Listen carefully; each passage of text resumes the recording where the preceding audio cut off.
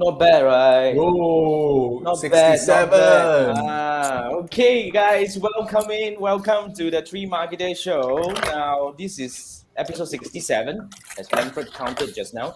And we have a very special guest returning after 1 year. Ian is here, all right, guys? Okay, now, yeah. 1 year passed. Yeah, I mean, this is actually the first time we do the Three Marketer Show using the new app. It's called the Melon app. So based on my recent 2 live experience using this app, right?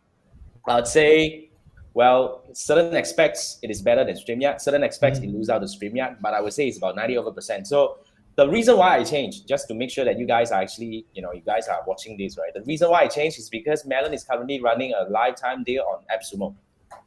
Oh, I saw that. So $99 for lifetime instead of me paying like $25 every month for the past 2 years, and they never give me any discount. So it's time for me to run away. I'm already running away. So yeah, I am an AppSumo affiliate, but I'm not sending you any link. So you just go over to AppSumo and sign up. If live streaming is your thing, go over and take it. But it's $99 for lifetime, and I really think it's a no-brainer. Okay, now come back to this one. Okay, now this is the Three Marketer Show. If this is the first time you watch this, we do this every Wednesday night. We have been doing this for 67 weeks right now. So and today we have a very interesting topic, which is we're going to talk about SEM. We had another guest talking about SEM, and the last time Ian appeared here, he was talking about the SEO. So but as we were discussing at the back just now, right, in the backstage, Ian's agency specializes in SEM. Is that correct? Yeah. So in fact, because digital marketing is very broad. So sometimes when you want to do one thing, right, like generating sales for e-commerce, it's not going to be like just one method alone. There are multiple methods. So that's why SEO, SEM is like the primary go-to methods that we use. Yeah. Good. But since Manfred, your guest, man, so let you do the job a little bit. I mean, we do a bit of formality, lah. Okay, like we're supposed to have Manfred because he's Manfred's guest, so we let Manfred do the introduction. Like then he will talk about his past life and all that. Manfred, you're up. I think 1 year is really too long. Next time must cut short and invite Ian come more often. Yeah, I'm available. I will block out my time just for you guys. Chit chat with us. Okay, it's the end of the year. So end of the year is actually last show of the 2021. It's a good time to do reflection, to say thank you to people who has answered our question, especially Ian. Ian, every time I ask questions, he won't hesitate. He will, no matter how busy he is, he will really spend some time. And of course, we have some discussion, a little bit of argument, but everything is still okay. You argue with a guru or SEM, wow, you really got more. Remember, exchange pointers. Correct.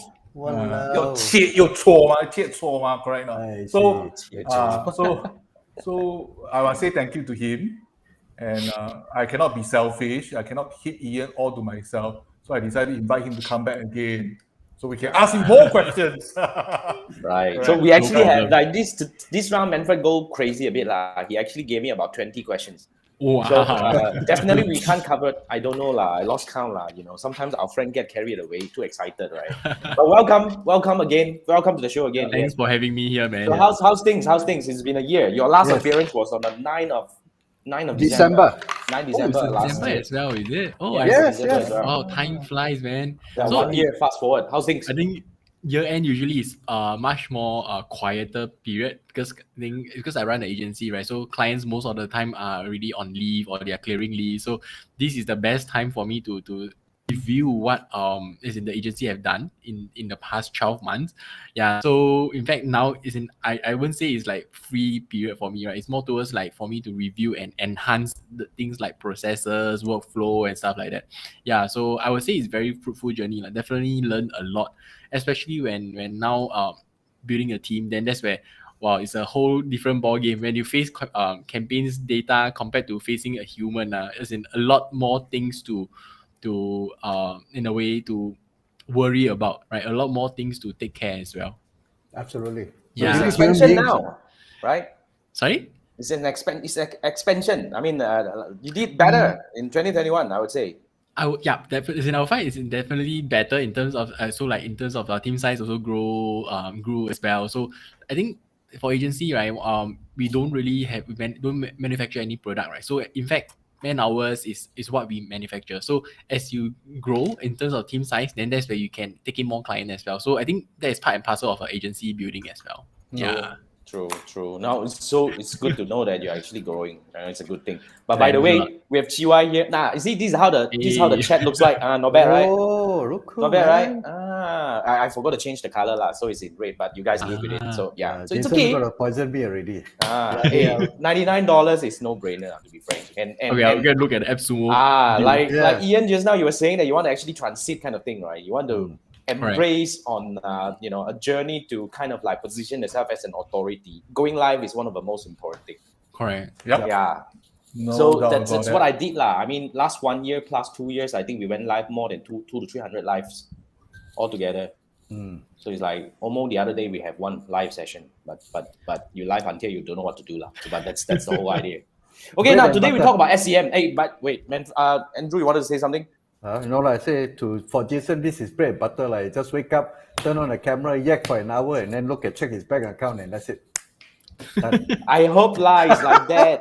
I hope lah. But it's like easy as ABC. Yeah. But seriously, it's because yesterday I attended I mean, digress a bit lah, since you guys are here, right?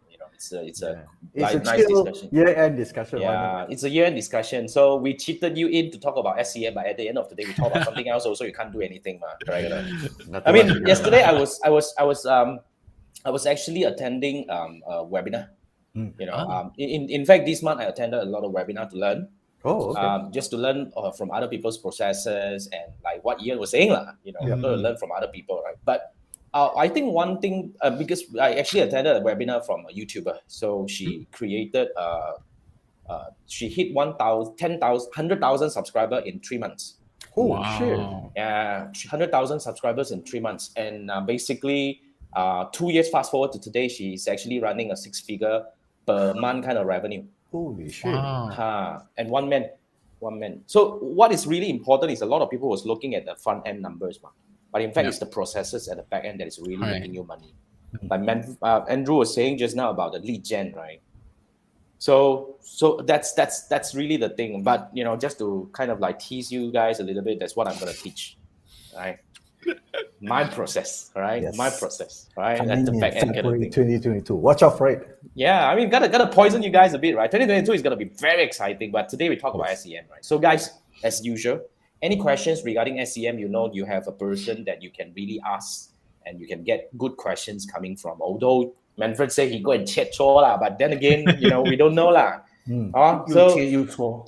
So ask any questions. I'm still learning this thing, but I think I know where to put the chat stuff and all that, right? But then again, okay, now I want to quickly go over to the first question. Yes. Okay, now which is we want to go back to the SEM, search engine marketing. But Ian, I think let's do this for the benefit of the total beginner. What is SEM? Okay, so I would say SEM is as simple as like you can run like Google ads, search ads specifically, right? So in I would say it's a short form for search engine marketing. So it's like any advertisers out there, you can get on board to Google ads and start running search ads targeting on keywords. And in fact, I think things have changed a lot, right? Since recently all the things about like AI, machine learning has comes in. And in fact, I believe few years down the road or even few months down the road, it will be a thing that we don't even need to bid for any keywords anymore, right? So things have changed. So I think I'm not sure how these things will change. In fact, for SEM, it's as simple as you bidding for any keywords that with reference to your service or products. Yeah, then that's where your ad shows up. Yeah, so that is in a layman example of explanation of SEM. Yeah. Awesome. So SEM technically is when you want to go out using Google and YouTube ads to surface your businesses and actually let people find you, right? Is to get found. Yeah. Okay. On the right platform. Correct. Search, right? On the right platform. Because to be frank, like a lot of businesses actually came to me and asked, "Hey, Jason, is Facebook ads for my business?" I would say it's very simple, man. if your business is kind of discovery based, if people need to see you to Yep. to think of buying from you, then of course Facebook works. Yep. But if your kind of business is really where people already know where to search, which is either usually Google or YouTube, right? Then you need to do search ad. All right. So I think that's really just to help everyone, because I always like to, moving forward, I mean, the way we actually do the show is try to kind of like anchor this for beginners. But of course, we are not rejecting if you have some like very high end questions. Usually come from people like like Chiwai lah, like what damn. You're gonna take out wallet for Jason again. Okay. Yeah. That works. Yeah. Hey, lucky he give you a chance to take out wallet, man. You keep all the money for what? Someone must spread it out, lah. Correct. That's yeah, how just we just grow, a question for you. Although Google is obviously the dominant search, especially if you do search engine marketing, do you do ads for Bing and also Yahoo? Now we It's do Bing, for actually. Bing, mainly Bing. But then in terms of, I would say the spend, right, is very, very minimal. So to me, I find that it becomes a hassle to really like manage multiple channels. If like, for example, is in you need a small budget to Bing, and ultimately sometimes you get conversions from it as well, for sure. There are people who use Bing. Like, because if I'm not wrong, if you're using Edge as a browser, the default could be Bing. So this could be a case where the portion of market share that still uses, they could be using Bing. But in general, really depends. The search volume can be really low, but the good thing is that yes, you are still enjoying the benefit of like as a search ads which are targeting buying intent. Yep. And you have a low CPC and of course low cost per conversion. But ultimately, whether you can scale is going to be a challenge. Yeah. So in fact, search always have that scaling issue, right? Unlike like Facebook ads, you don't really need to wait for a person to search, or you don't need to have a search index in the first place. Yeah. But as you can see, if you bring this to Bing, right, the limited I would say searches is another factor that's going to prevent you from scaling. So is the cost per click lower? Wow, as in it can be, I would say three, four times lower depending on the industry, because in Google, right, you can no longer see cost per click that is below $1. But in Bing, sometimes depending on industry, you still see that kind of cost per click. And so imagine, but then of course, it's in a way very hard to scale and generate enough impression, because in digital marketing, it's still a number game as well, right? So without enough clicks, impressions, you can't really drive that conversions. Yeah, it's just to cover bases. I guess if you want this for a client, it's basically just to make sure all the angles are there. Correct. Okay. Yeah, but that's a very good question, because seriously, I think this also applies to the so-called the region that we are targeting as well. Yeah. Because recently I started a channel that I get really strong in Taiwan. Yes, I mean for my Chinese channel, so I got really strong in Taiwan. 60% of my visitors are coming from Taiwan right now.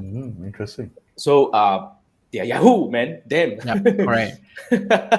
Yahoo is still the thing. Right. I think people go to Google in Taiwan, right? They go to Google and search for Yahoo. So really? Yeah, in a way, it's something. That's why I'm seeing. I'm not sure. This was something I checked like a few years back.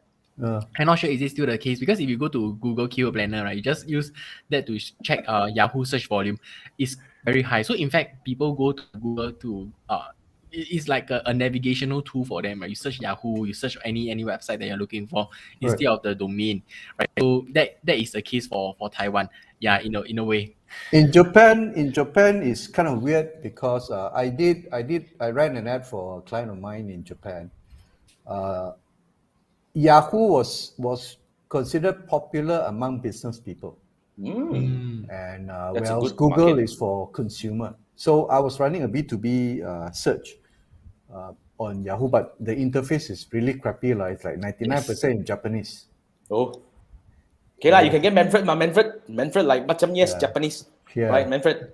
So, but we have the client has an office, has a Japanese team, so it's quite easy for them to translate and all this. Yeah, but it's not cheap though.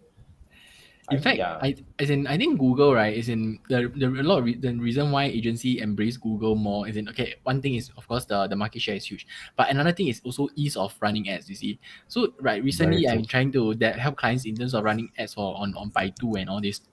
wow, it's a hassle, right? You need to go through a DSP. You need to pay for a setup fee. Wow, as in yeah. you can't do that like just like Google Ads, So and you need to submit a tons of documents to get them approved, right? As in if you're approved, as in applying for a client, you need to submit a lot of documents. Yeah. Then this really like turn the agency off, like it's really a lot of hassle. And you like Yahoo's case, you pay upfront, and they don't notify you when they use up the credit one, and they automatically charge you for the next batch. It's like, what the hell? When you send a so-called inquiry, it takes you 3 days, working days, to respond. That's why I don't like when the system is too very closed up. It's not as like even Google, I wouldn't say it's very transparent, but ultimately it allows us to set up account free, is in quite flexibly. So that is the thing I value. Okay. Nice. All right. Okay, now these are good discussion, you see. Okay, now guys, let me see if there is any questions coming up on the chat. No, TY laughing there for okay, then fine. Today is TY our fourth marketer in place. Mainly TY the rest are having the post Christmas recovery. I mean, seriously, this week nobody works, right? I guess. Yep. I'm not sure about you guys but I've been in like kind of like really slow mode since the Christmas Eve and probably a few days earlier. So before Christmas, 1 week can have like a lot of things on, but I think this week and last week was exception. So that's for me is a good thing lah. Yeah. I didn't realize it was Christmas Eve one day when I was doing my work. Then I checked the calendar and realized that shit, it's 24th of December. I was asking my daughter, I didn't know it was Christmas Eve. So that's the thing. Not very good. That's not very good. Very fast. But it's okay. You got your family, you got the daughter, and the wife to remind you. That's not bad, right? Just like my, So okay, like Chiwa, you say Richard is here. He's working 48 hours a day. Hey, hi. How do you work 48 hours a day, man? Please teach me. Yeah, man. So I can sleep like 12 hours, kind of thing, so that we get more sleep if we have 48 hours, kind of thing. Okay, now. Hours a day. Wow. Yeah, I mean, let's come back to the questions that we have, right? So. It was a very good discussion about where we already kind of like understand not just on Google, search engine marketing also involves other search engines like Yahoo, like whatever like Andrew has experienced in Japan, and even we have Bing, and Baidu kind of thing in China. So now when it comes to businesses, right, Ian, help us. Why is it important to have keyword found in ad copy and landing page? Because one of the things that so-called the best practices that we learn from no matter who out there is that when you're running for a certain keyword, you need all these keywords to appear in the copy and landing as well. Why is this important?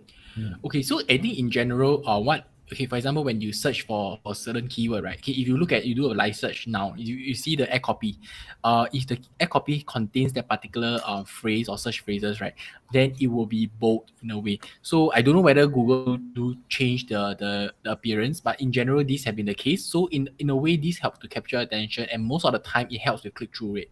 So I think a lot of time, marketers or even people who run the search ads, they wanted to do this is also to make sure the ad is relevant to the search query, right? So this is also when the particular phrase is being bold, then it helps to gain the attention as well. And of course, with better click-through rate, other metrics like quality score do benefit as well. So I think these have been one thing that people mention quite a lot of time, how it helps ads.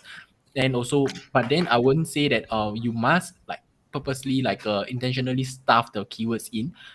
Still you need to make sure that your ads have the proper have the right offer conveyed, right? So no point having the search phrase there, but then your ad copy is very generic without call to action. So it is just one of the factor for a good search campaign setup, but it is not the only thing to use. Hope this clarifies. I think one thing very important, example, if you're looking for Nikon D550, obviously your ad copy must have the product, then your landing page must have the product. Else people go through, then hit your landing page, you come to all the product category, then people lost. I thought I'm looking for Nikon D550, then you send me to somewhere else. So in fact, for this case, that's one of the things, as in precisely. So in fact, for this case, nowadays, if you are running an e-commerce site, especially if your site is relatively big e-commerce site with multiple product categories and products, right?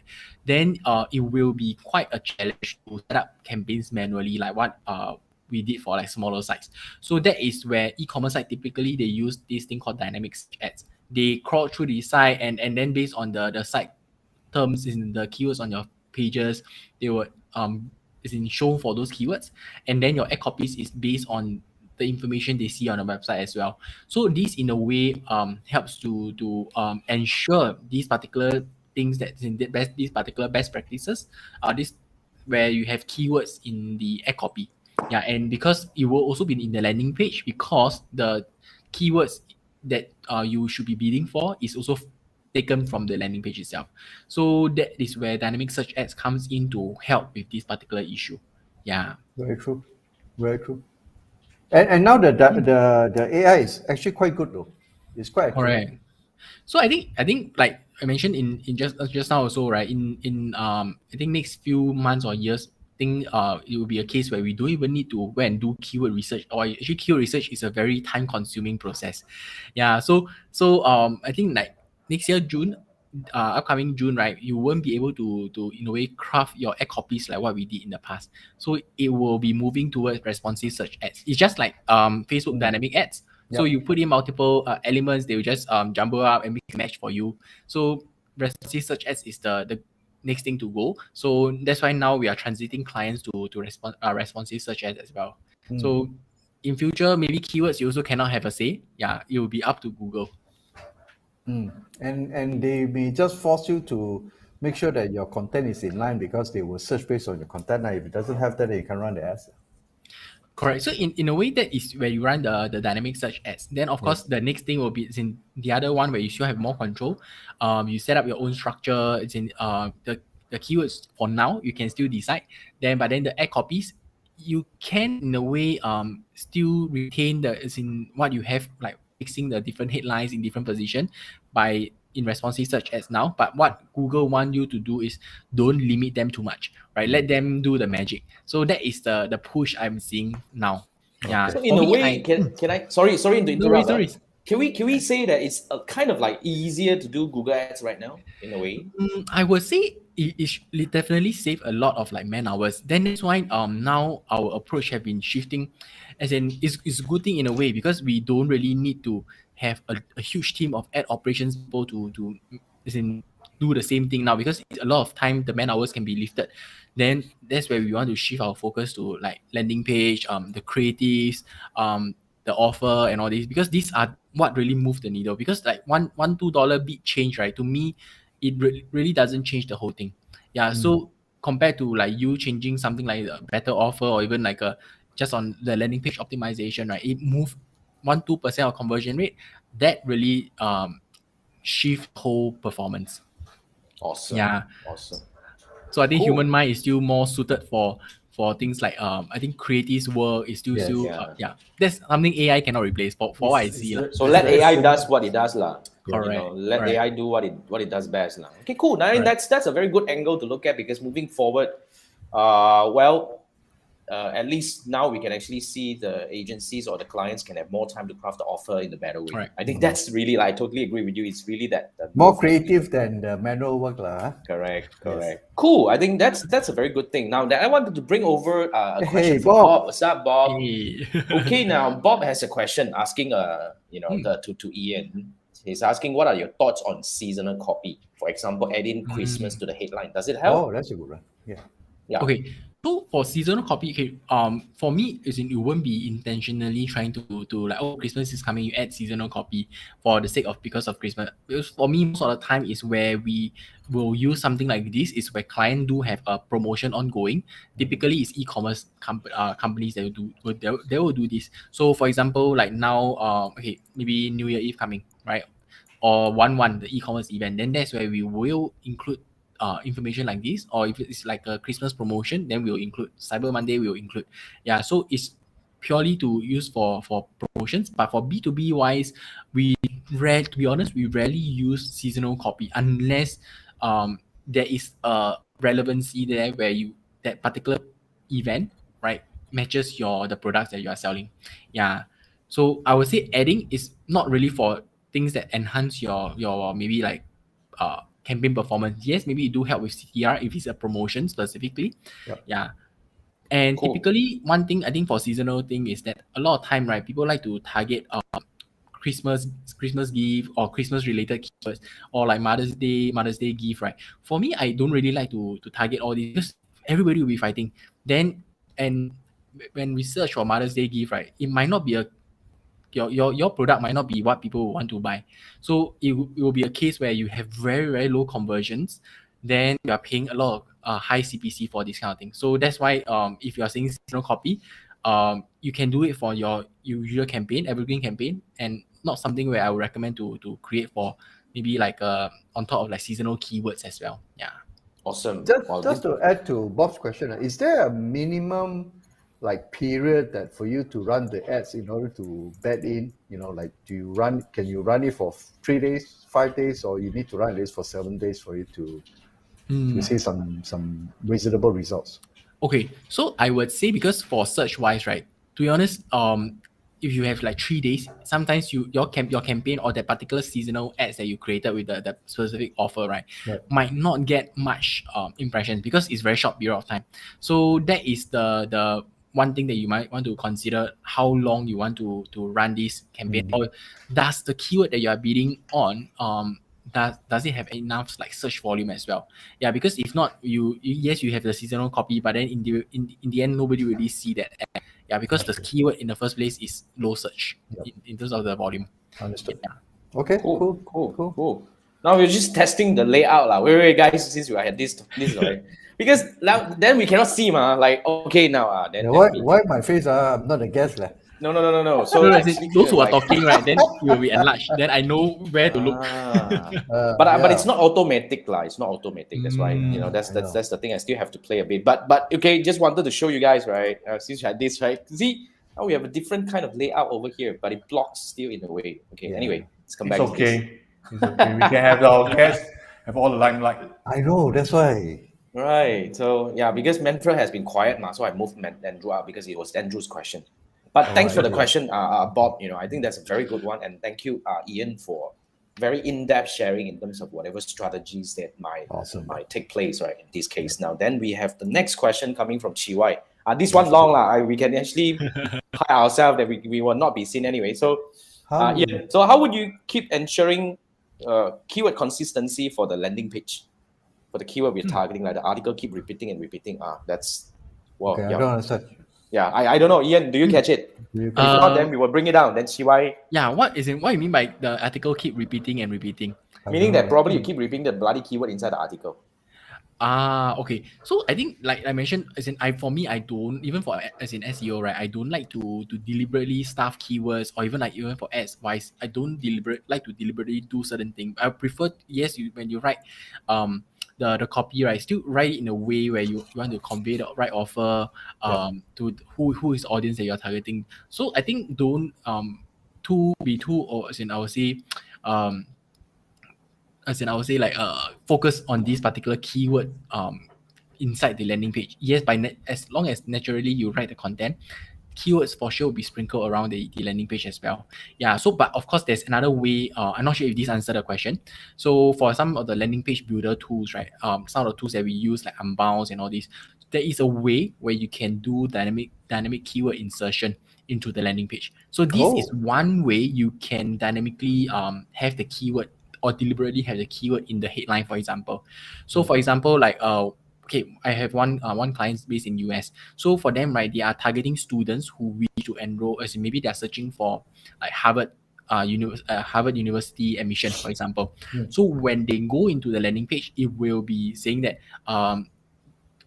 going to your dream school, dream university, Harvard or something, right? Then we will insert that keyword there to make sure when he search Harvard, it will be Harvard in the headline. If they don't specifically search for any university, so it'll be like something like wanting to study in USA, so it will be a generic headline. So that is one trick you can use to have keywords in the landing page. So you have a dynamic landing page, is it? So you only have one landing page, but you can set where the headline have dynamic as in headline. Correct. Based on the keyword they search, you can set it in a way where you will pass the information to the landing page and show that term. I see. So you can make sure, in a way, you are trying to personalize the landing page to the searcher. Correct. Yeah, so I wouldn't say it's a deliberate way to stuff keywords, but it's simply just to personalize the landing page. I used to do like multiple landing page those days to address different keywords. So I probably like replicate 7 or 8 landing page, and each one targeted for specific keywords. Yeah. Now you know you can save so much time and effort. I know, that's why, man. So there's only one URL. Yes, one URL only. One URL only. Correct. One URL for all the. One URL. So the time taken, as what Andrew has mentioned. Yeah, I also do Andrew's method. Like say example, page A, page B, page C, page D. Then this method where you dynamically do it, the time taken for the manual process and the dynamic process, is it more or less the same? Wow. Tedious so also, I give you one scenario, right? For example, you have 10 pages. What if the client tell you, say, I want to change one word? Oh shit, that people to change. So, I know. So now the scenario is if you only have one page, okay, client tell you, say, I need to change the content. Okay, you only edit one page. If you have 10 of these pages, oh my god, that is the nightmare for the designer. I know. That was crazy, right? Yeah. So I think for me, this is where I think why I want to improve things like workflow, because if I use the method creating 10 pages, right, I foresee this will be an issue as well. So that's why I think for tools like Unbounce and any landing page builder out there, then this becomes a worthwhile investment. Yeah, because imagine like the number of hours, even though it's not my hours but it's still your company's as in man hours in a way, right? Right. Invest in this kind of small changes, and clients sometimes they will do have minor changes here and there. Yes. Yeah, so it's inevitable. True. Right? Okay. Well, I got to search out all these landing pages already, man. That's an interesting topic. That's the benefit of having people like Ian come over. Every example like e-commerce. I think this is very useful, especially for e-commerce. But if you have small number and you don't really keen to set up the dynamic landing pages, I think the manual way still can work if you have small numbers. It depends on your needs. I think it pretty much depends on your needs. Okay. So thanks for the sharing and thanks GY for the question. Great question. Good one. Now we have an article coming up. You guys get ready, as usual, we come from Richard. That's the thing. We have a damn article coming up. So yeah. Okay, let's go. There we go. Question 1. Would you recommend Bing plus Google for SEM for better result? Go for that first. Okay, let's do one at a time. So I think for this, I would say, Bing plus Google. I think just now we mentioned is also for Bing, right? The main challenge is the volume of searches. So if it's too low, sometimes, as in we will ask ourselves like, hey, is it like even worthwhile to manage additional channel? Because any additional channel, right, regardless of the budget size, it's still some amount of man hours. And what is the ROI from this? Yeah. So sometimes we also will tell clients, say, hey, it's really depending on the search volume as well. It's too low, then does it justify this or not?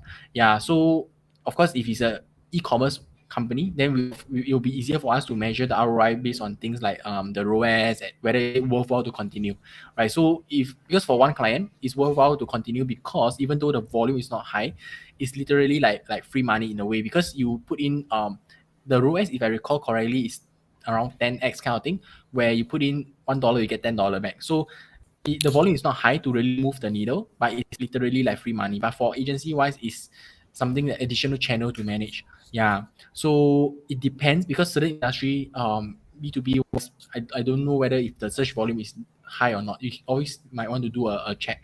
Yeah, because search volume is everything for Google search or even for search ads.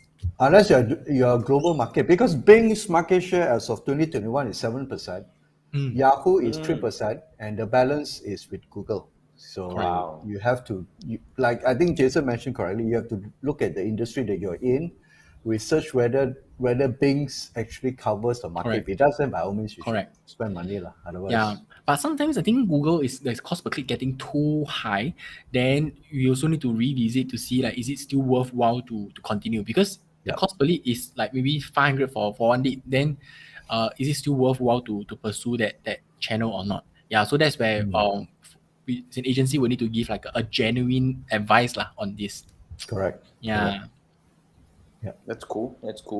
Quick, all right, I think question number 2. That's we go for the next one. Some industries may have low keyword search volume, which is coming back to the similar situation that we're discussing, which makes SEM a bit challenging.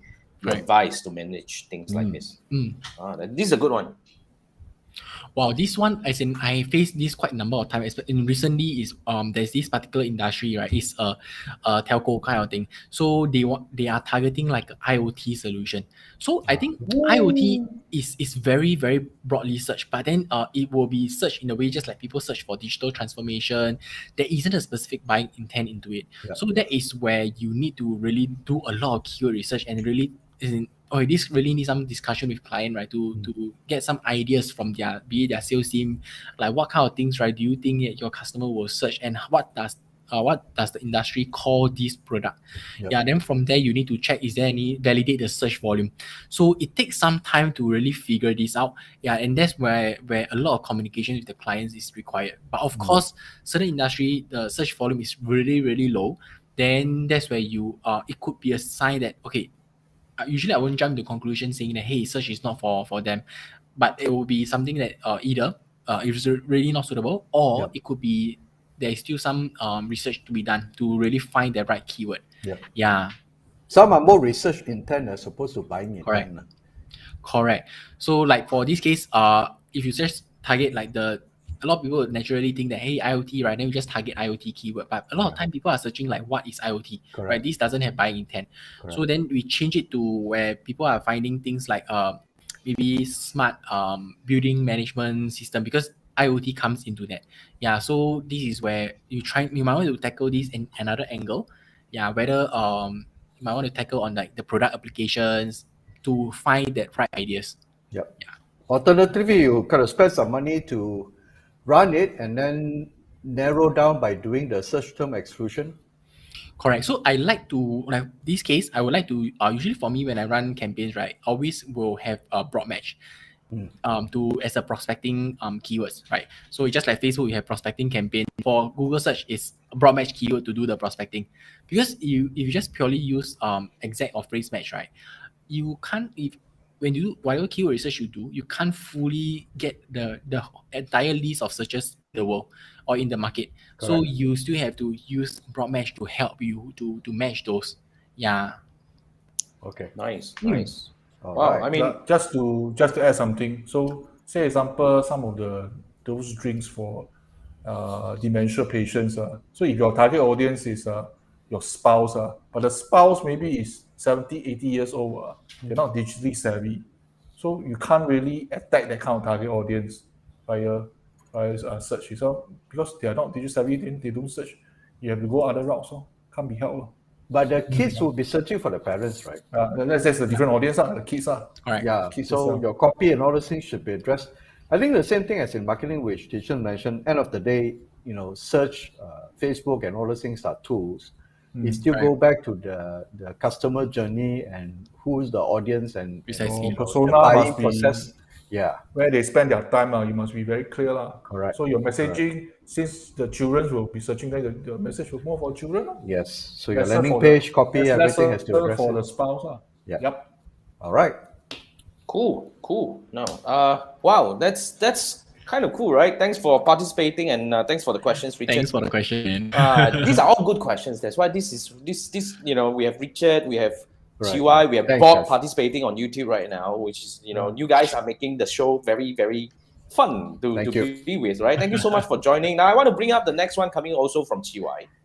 I think he's actually kind of like sharing his experience. He said responsive search ads is the way to go. Tried it and it surpasses the results. Oh, okay. Compared to the conventional ad group tied to the ad copy. That's a good one. Good one. Okay, so you guys should consider trying because I think, to be frank, right, for whatever business that we are doing, getting found is still one of the key things. So how do you get found in the cheapest way and the highest revenue for you is really the most important thing to go. So I think that's that. And we have another question coming also from Bob. Bob is asking about targeting competitors' brand keyword. What's your thought on this one? I got this. Okay, one funny story to share as well. So recently, we actually helped this e-commerce. Now a lot of like a direct to consumer brand popping up for e-commerce, right? So everybody like OEM something and they start selling. So in fact, we actually targeted a competitor's brand for our clients. So the competitors actually email to our clients saying, "Can you stop bidding on my competitors on my brand terms?" own brand keywords. Correct. So in fact, this is in fact the first time, right? I have seen this kind of like response where somebody actually email you is in the client to say, hey, stop bidding. In fact, in the past, so common. It's a common practice, it's a common right? thing. Correct. For a lot of industry, especially where industry that is very, very price sensitive, like insurance, mobile plan or even broadband. So this is where you can easily target competitors firm, because to them, right, brand is not really very important. Price is still the most important. Like travel insurance, recently we helped clients on that, and we bid on competitors term and you get conversion. So to me, right, what really matters when it comes to whether should we target competitors term, if it's really boils down to the cost of conversion, or does it make sense when it comes to like acquiring this customer from searching for a competitor's keyword? Because you are at a disadvantage when a person search for a competitor's name, then it is very hard for them to convert to you because their intent is strong. That's why you can do that if you are in a very price sensitive kind of verticals, or it's in products, then you can safely do this. But like for example, Apple, you can't really convert a person to other brand if they search for Apple. So this becomes a thing that you need to balance as well. So for me, I prefer to use data to let me know if the cost per conversion is something that makes sense to you, even though it's slightly higher, for sure in most cases. Does it make sense for you to spend a bit more to in a way to snatch your competitors lead or sales? If it's worth it, then by all means. You are trying to prove the hypothesis that Apple users saw your advertisement, saw Xiaomi, saw Samsung, Oppo, Vivo, they will convert. You try already, then you know. I don't think they will, right? You try. You're just burning money for the fun of it. Why not, right? So, but sometimes it's actually the appearance, as in, people can see the brand. Oh, this is common in a few industry. If you bidding on competitors term like SaaS product. For example, email marketing tools as well. Yes, correct. So I think they like to, even SEO, they use this technique where they create content, right? Competitors name alternative. They like to create content. That's the only way you can insert your competitors keyword there, or even like a comparison table. MailChimp compatible. Correct. So this is some technique they use. I'm not sure how good is the conversions. If you like, for example, now you search StreamYard, Melon could be there. True. But probably AppSumo buying the keyword. I think I saw this. It's because I see that you guys are using Melon, then I went to check. What's so different about Melon? Melon is actually fairly new though. I think Melon popped up only last year. Okay. Only last year in 2020. So, but then again, they are growing quite well. They're actually growing quite well. So bottom line is you should experiment. I think if you want to try, you should look at the results. Correct. Okay, thanks for the question, Bob. I forgot to. Bob is supposed to be here. Okay, all right. Thanks for the question. All right, as usual, guys, you guys have any questions? We are like another 15 minutes to go. Any questions you can pop in the comment. Just make sure that we are taking. Then after that, now we move on to our question number 2. Just make sure that we really dig the most out of Ian, right? Because this is a very important thing. Because to be frank, I just a sidetrack a little bit, right? In fact, one of the way that those YouTubers grow their YouTube channel is through ads. Oh, is it? I don't believe in bloody organic. Don't be that cute, okay? Because if your channel is damn new, how can you get discovered? Google would not know that, YouTube would not know that your content is suitable for which kind of people. So you need to run ads to increase the visibility. Right. And of course, your content has to be good, and you get certain percentage of conversion. And then you right on top. Then you will keep growing, and you will keep growing. So that's kind of a key thing. Growing a YouTube channel, one of the key thing is to run ads. But how to run minimum and how to run in a strategic way. That's where we can actually share. Basically, now let's come back to the question over here. Second question. we are actually going to the second question. We have been talking about landing pages. Now, to those people who are kind of like new to digital or so-called website or whatever that is, right? They will feel confusion. What is the difference between a landing page and a web page or a website? So to help these so-called like beginners to understand this part, right? So Ian, what will be your take on this one? Okay, so I think for landing page, for me, I usually see it as an independent page. Okay, so independent, it need not mean that it must be from a different domain or anything. It can be as simple as like your domain / landing page, right? So landing page, the main, I would say the characteristic, right, is designed to convert, right? What I mean by that, so usually you don't see navigation menu on landing page, and on a web page, it's just another page, a child page on your website. So of course it will come with all the navigation menu, footer menu, social media icons. So the reason why landing page is built to convert, because you don't have all this distraction, right? Imagine if the person went on to your about page, went on to your contact page, and they get lost and they just leave or something like that. So, or even they click onto the social media icons, then they went on to the social media pages. So to me, right, in fact, we did a few tests as well. Recently, not say recently, since last year, we built our own design team to focus on building landing pages and of course testing it, right? So I think that's where we realized the importance, because when we first started dabbling in like, hey, maybe we should start building landing page, because it's always very hard to get client to build something, right? So, and when you have more control in terms of all this, right, it helps you in terms of campaign wise, because ads can only bring the traffic over. If you have a very, very bad landing page, then your performance is at stake, you see. So that's where we help clients to build landing page. Then we definitely, the landing page don't have those navigations, those social media icons. Yeah, so that is where we compare a difference, right? In terms, before that, our campaign driving to the web page conversion I have seen is below 1%, for sure, below 1%. But then when you go on the landing page itself, the conversion is like 5-6%, 70%. That is also, depending on the offer as well. So to me, landing page makes a lot of sense. Yeah, especially when ultimately, okay, to me, right, you see bounce rate is very high. To me, it's okay, because ultimately when you have a landing page, you only want two types of result. Either the person leave or they convert.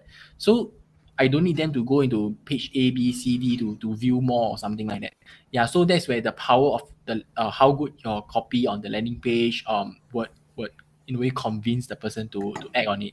Yep. Yeah. So performance is one thing that I see in terms of the difference. Yeah. Special purpose is a special purpose page just to do one thing, like you correctly mentioned.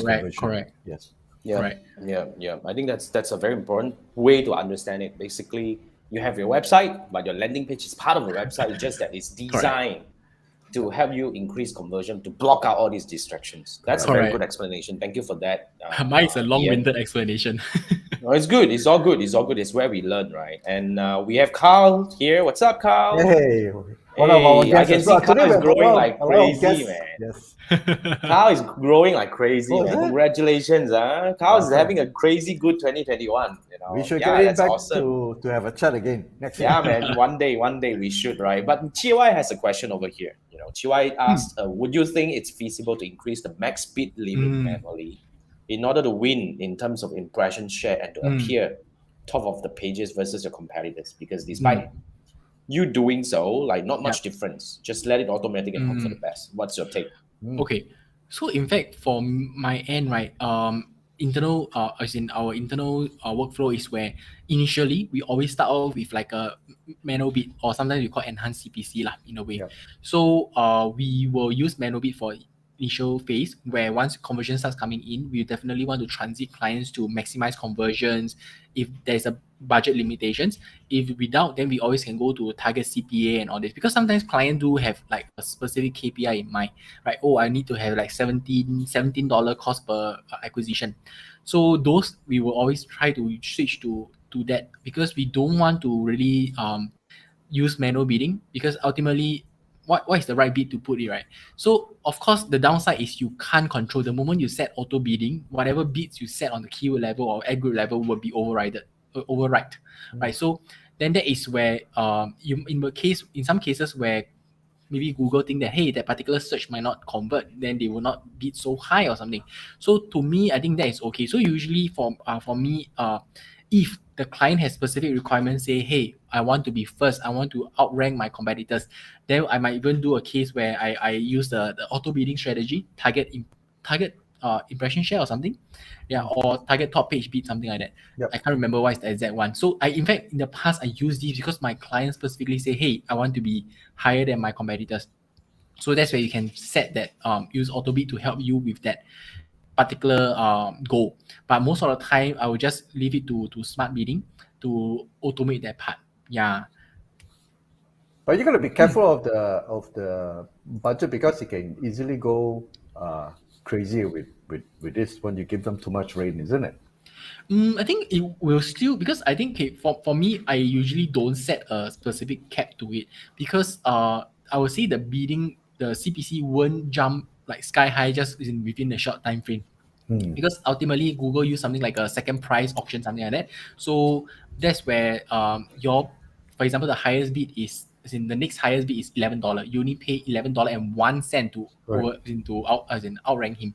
So I don't think that you will suddenly jump to a high level, but then it's more towards like as in on ongoing basis, we still monitor the campaign, so we will be able to see like, hey, why CPC suddenly increased like 5% this period of time. Yeah, so usually we don't set a cap, because to me, I will still want the AI or machine learning to really have more data to look through. Yeah, Okay. and because sometimes if you set like, for cases like target CPA, right, that's where you have to set something.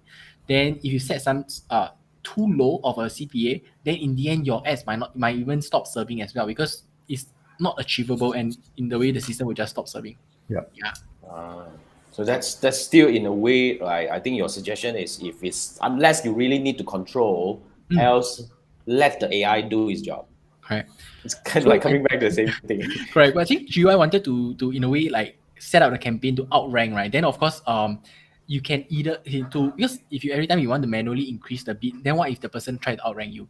So you can always try to use smart bidding. For me, the reason why I use smart bidding is because I don't want to always like, hey, my client call me, say, hey, my competitors are now ranking higher than me. Then I need to go into the account to increase the bid.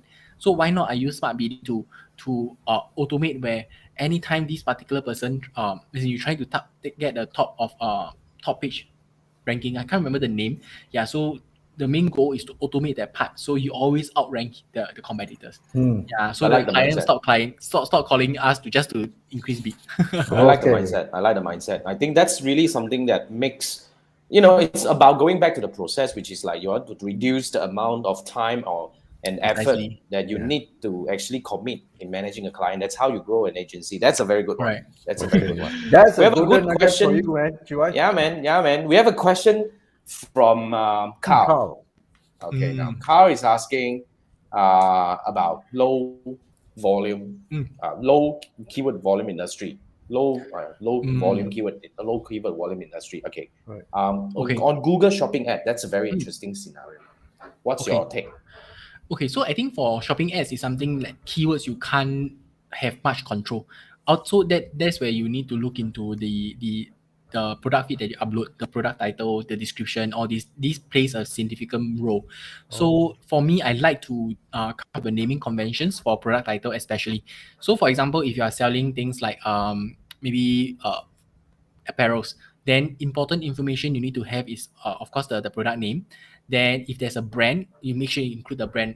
Then all these will put in place. Then this will help you to make sure your product are shown to a lot of keywords out there. So if you face issue that, hey, your ads is not really serving, right, then you might need to revisit your product feed and your description as well. So that is one thing that I realized. Then of course the campaign structure wise, you can look into if the product is not a lot, right, then you can always look into single product ad group. So that's one way you can set up, so easier for you to control bidding or even like control at the product level. But if it's a huge store, then this might not make sense. Then you might want to restructure it and based on the categories, or based on that category will be a good options.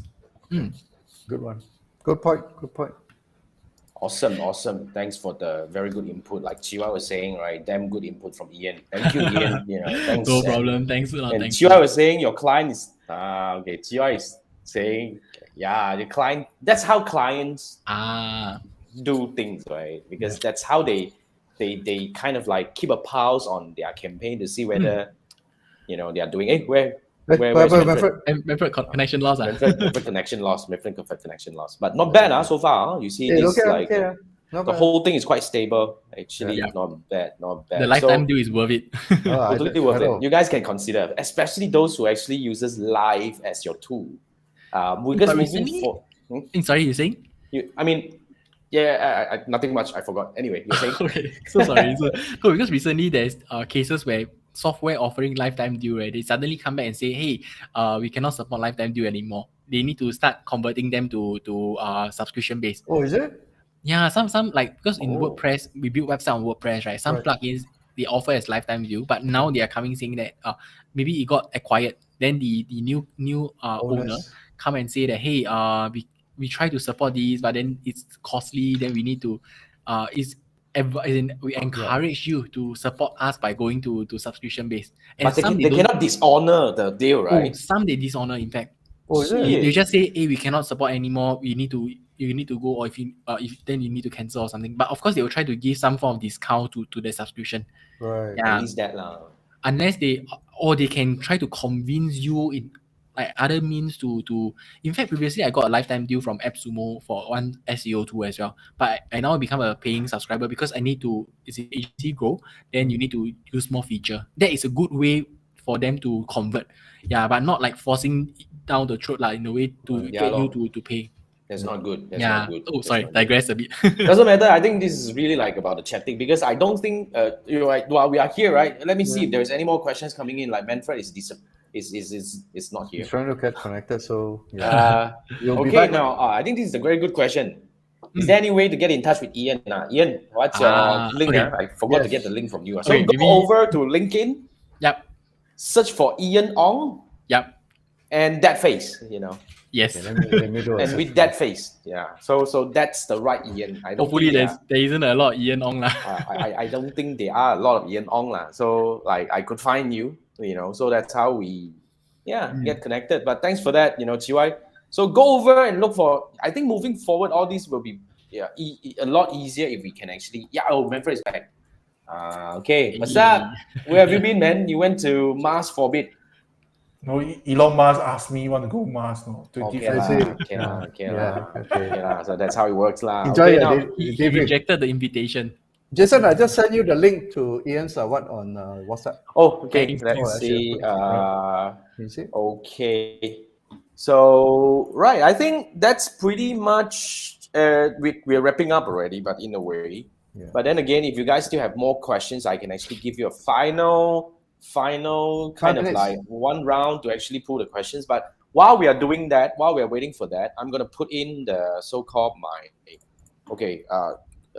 doing this to actually send the link to connect with Ian. So guys, any questions, just go ahead before I start the wow. It's a very simple. You can do your wow and then we come back to the question. Okay. Let me share screen. So you see, when you share screen on over here, right, then we have a different way to play with this. Oh, is it? Tell me. Poison me. Shit, poison. No. Okay, guys, can see my screen? I can see you only. Okay, I'm taking it up. There you go. And then we can do like this. Hey, StreamYard only one way, right? I know. What the hell? Like we go totally kind of like, that's consideration. That's my vid.io account. It's a free account.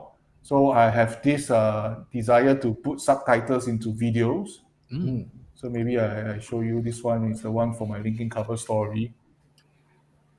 So it can auto-generate the subtitle, but the captions lah. Yeah, the captions, but you still need to tweak a bit here and there because it's not exactly very accurate lah. Absolutely. 90% got lah. Usually it's about that lah. I also use this for our TikTok account also. We have put all the subtitles.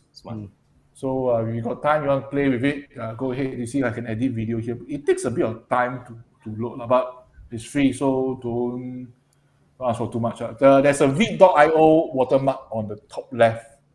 So if you don't want that one, you can pay for it. Or the other way around is you take some stuff to block it on the upper left. Sometimes I actually just use a white background, cover it up. Vid.io is not expensive, right? Even for the subscription. I think it's not expensive at all, but I didn't bother to check. So this is my video. So you go to subtitles. You can see. Wow. This is Manfred. Not bad. Yeah. So you want to see quite responsive also. Yeah, you can see the whole video in my LinkedIn profile. This is my profile, my LinkedIn cover story. Okay, that's it. All right. Also, Jason, can you pass the URL? Is I also WhatsApp you. Yeah. Where's this taking away the job for a lot of Fiverr freelancer or even like Upwork freelancer. Yeah. So it's website of the week. vid.io. There are even those. The other day, I think Jason shared a tool that is used for video editing as well. Wave. Was it Wave? No, Wave. There's another one that I think Justin was sharing. I think that's pretty cool. That do the transcription and then allows you to basically edit certain those and all those things, and so that before you do your full editing. Actually, there are a lot lah. Now is the best time to shop for this kind of software. You know a lot, really a lot there. A lot, and in fact, I prepared a lot to share with you, but let's share one at a time. Yep. Yeah, but like what Ian mentioned just now, like you got to be careful with. I mean, go for a more reliable one.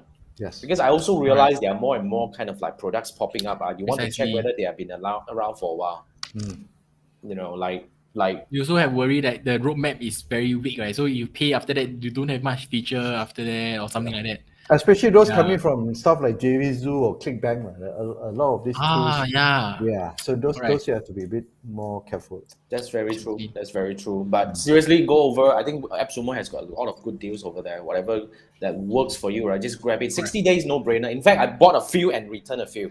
Oh, okay. But this is the one that I'm definitely gonna keep. You know, Okay. So yeah, it looks like a good buy. Looks like very smooth, and I can see that the whole show was run as smooth as StreamYard. I would say. Yep. Nothing discounted, I would say.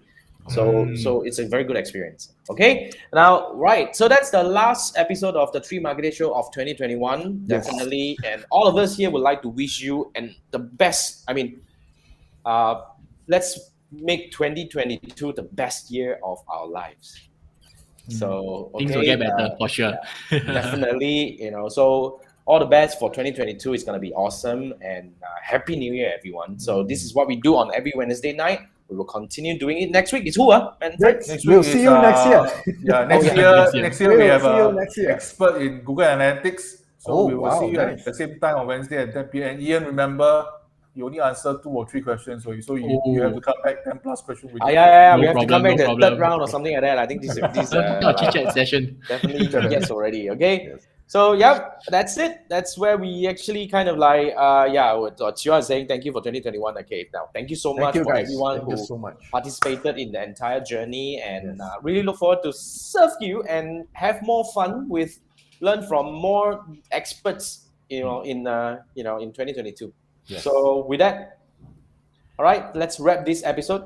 The last one for 2021. Thank you so much, and Happy New Year. See you next year. Happy New Year, guys. See you next year. Good night. Bye. Good night. Bye-bye.